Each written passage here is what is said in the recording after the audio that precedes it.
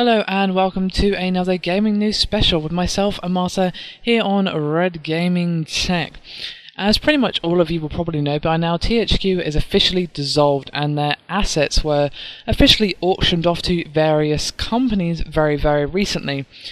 Their back catalogue still has to be basically sold off to the highest bidder, but a lot of their prime content has actually been acquired.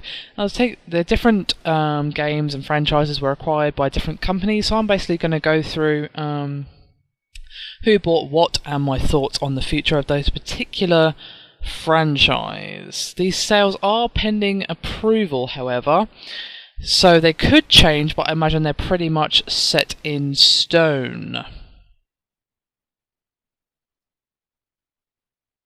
So, first on our list is Sega, who have agreed to purchase Relic, who you may know as the developer of Company of Heroes 2 and Warhammer 40,000 Dawn of War.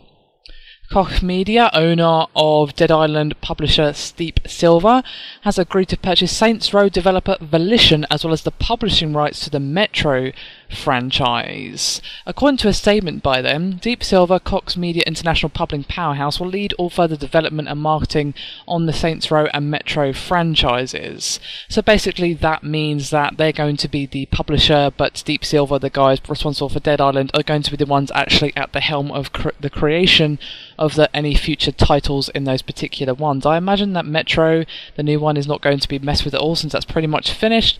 The new Saints Row game, however, might actually be changed because of this ownership, but we shall see. Volition were pretty much left to do their own thing with THQ, but not every company is as forgiving as them, so hopefully we won't see any unwelcome changes to that particular franchise, but we shall see.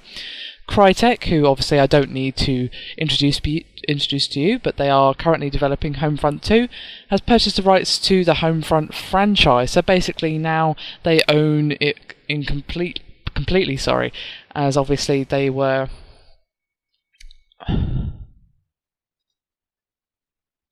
Crytek, who need no introduction at all, have purchased the rights to the Homefront franchise, noting that development work will continue to Homefront 2 in the UK studio in Nottingham, apparently. So since they were already currently developing Homefront 2, that's not really any change, it just means that they solely own the rights to that particular franchise. Not that the original Homefront was all that amazing, but that's a different topic for a different day. Take-Two, who is a parent company of 2K and Rockstar, has agreed to purchase Turtle Rock Studio product, which is codenamed Evolved. And they were actually initially rumoured to have acquired the Darksiders publisher Vigil, but that has actually been revealed to not be the case. So from the look of it, Vigil actually haven't been confirmed to have been purchased, but I'm sure they're not going to be just left by the wayside. Darksiders itself is a pretty big franchise, and Darksiders 2 is actually pretty good. But I'm not done with these particular updates yet. Ubisoft has purchased the rights to South Park: The Stick of Truth, as well as THQ Montreal, and the current developer of Assassin's Creed creator Patrice Desilets projects codenamed 1666. That was a little bit of a tongue twister there, guys. So basically they own the Stick of Truth, as well as the codenamed 1666 game. Basically, THQ Montreal are going to join Ubisoft's development teams, and they've also said that the Stick of Truth is scheduled for release in calendar 2013. So while it's still good news that it's coming out this year, we don't have any more concrete information on when will that be released, unfortunately. Personally, I'm just breathing a sigh of relief, because I'm sure many of us were worried that some of our beloved franchises and games, and even development houses, would be purchased by someone a little dicey, shall we say, like perhaps EA and Activision, but fortunately that hasn't happened, and I'm actually glad that Ubisoft have managed to get their hands in this a little, because despite losing my faith in them a little bit with how they marketed Assassin's Creed 3 as basically the ultra British redcoat massacre simulator,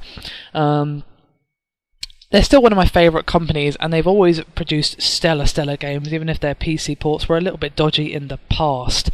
But it looks like they have pretty much gotten past that little niggle, and they've still always been one of my favourite development companies, and the games that they will always make are very good usually. So it pleases me to see the South Park game going to them, as well as this 1666 project, and I'm sure many of us will be interested to know what that's all about and to be getting some more concrete information on that. So now we can all breathe a pretty much sigh of relief, as nothing that's currently in development or was a bit in the up air has been acquired by anyone who has their eyes set on, you know, rinsing, shall we say. But as I said, their back catalogue is still up for grabs, so it's not a complete sigh of relief just yet, but we can all still breathe a little easier tonight, I feel. Still, I'm really sad for everyone who's lost their jobs. It's good that THQ Montreal has been acquired by Ubisoft, which means some of the people who were working there may still keep their jobs, but obviously a lot of people have been affected by this, and a lot of people have lost their jobs, unfortunately, because of THQ basically crumbling at the seams. So yeah, my sympathies go to everyone affected by this, but I'm just glad that we're not going to be seeing beloved game franchise getting butchered because of it as well. That would just be insult to the wound, if you ask me. Anyway, that's me done for this gaming news special. I hope you found it entertaining and helpful. Please do check out our channel. As always, we have lots of gaming goodness for you guys. It would really mean a lot to us if you throw us a like and maybe even a share as well. It really does help. Anyway, thank you very much again for watching, and I'll see you again next time.